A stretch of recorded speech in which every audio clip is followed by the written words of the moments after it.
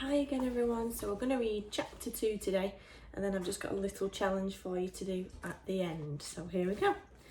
Chapter 2, Mr Willy Wonka's Factory. In the evenings, after he had finished his supper of watery cabbage soup, Charlie always went into the room of his 4 grandparents to listen to their stories and then afterwards to say good night. Every one of these old people was over 90. They were all shrivelled as prunes and as bony as skeletons, and throughout the day, until Charlie made his appearance, they lay huddled in their one bed, 2 at either end, with nightcaps on to keep their heads warm, dozing the time away with nothing to do. But as soon as they heard the door opening and heard Charlie's voice saying, "Good evening, Grandpa Joe and Grandma Josephine and Grandpa George and Grandma Georgina," then all 4 of them would suddenly sit up and their old wrinkled faces would light up with smiles of pleasure. And the talking would begin, for they loved this little boy. He was the only bright thing in their lives, and his evening visits were something that they looked forward to all day long. Often, Charlie's mother and father would come in as well and stand by the door, listening to the stories that the old people told. And thus, for perhaps half an hour every night, this room would become a happy place, and the whole family would forget that it was hungry and poor. One evening when Charlie went in to see his grandparents, he said to them, "Is it really true that Wonka's chocolate factory is the biggest in the world?" "True?" cried all 4 of them at once. "Of course it's true. Good heavens, didn't you know that? It's about 50 times as big as any other." "And is Mr Willy Wonka really the cleverest chocolate baker in the world?" "My dear boy," said Grandpa Joe, raising himself up a little higher on his pillow, "Mr Willy Wonka is the most amazing, the most fantastic, the most extraordinary chocolate maker the world has ever seen. I thought everybody knew that." "I knew he was famous, Grandpa Joe, and I knew he was very clever."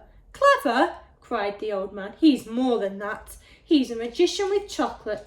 He can make anything he wants. Isn't that a fact, my dears?" The other 3 old people nodded their heads slowly up and down and said, "Absolutely true. Just as true as can be." And Grandpa Joe said, "You mean to say I've never told you about Mr Willy Wonka and his factory?" "Never," said Charlie. "Good heavens above, I don't know what's the matter with me. Will you tell me now, Grandpa Joe, please?" "I certainly will. Sit down beside me on the bed, my dear, and listen carefully." There they are on the bed.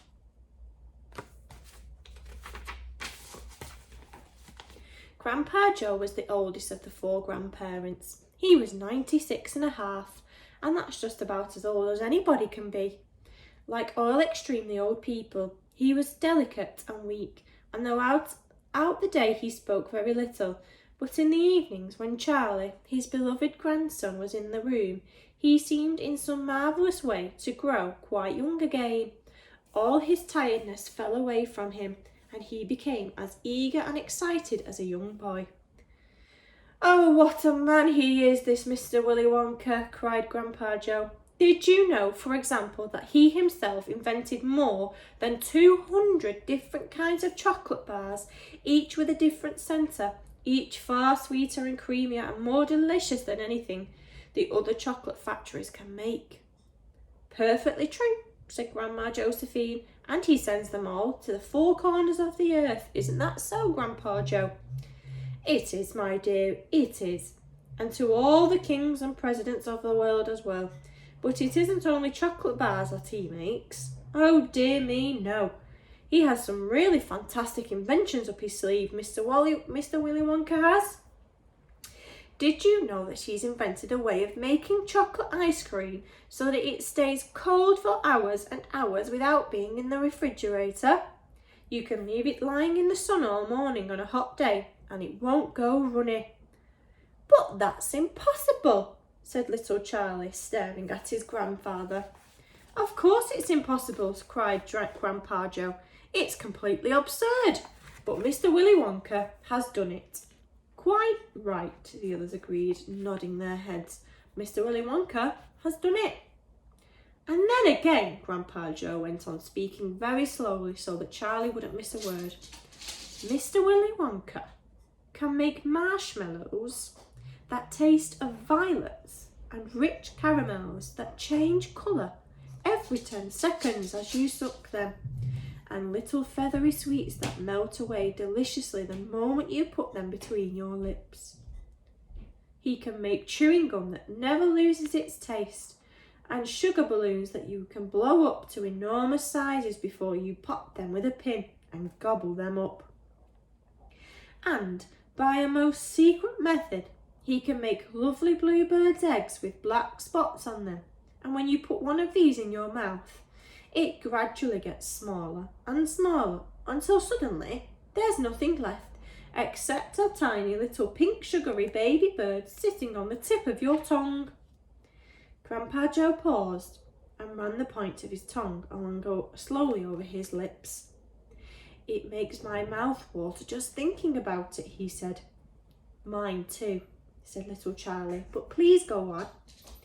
While they were talking, Mr and Mrs Bucket, Charlie's mother and father, had come quietly into the room, and now both were standing just inside the door. Tell Charlie about the crazy Indian prince, said Grandma Josephine. He'd like to hear that. You mean Prince Pondicherry, said Grandpa Joe, and he made chuckling with laughter. Completely dotty, said Grandpa George. But very rich, said Grandma Georgina. What did he do? Asked Charlie eagerly. Listen, said Grandpa Joe, and I'll tell you. And that's the end of that chapter. So your challenge today is all to do with chocolate again. And I want you to draw a chocolate bar that would be your dream chocolate bar. Now it could be a mixture of things, so it could be a bit of a Malteser, it could be a bit of a Milky Way and a twirl all mixed together. But the idea is that you give it a new name, and that's your challenge.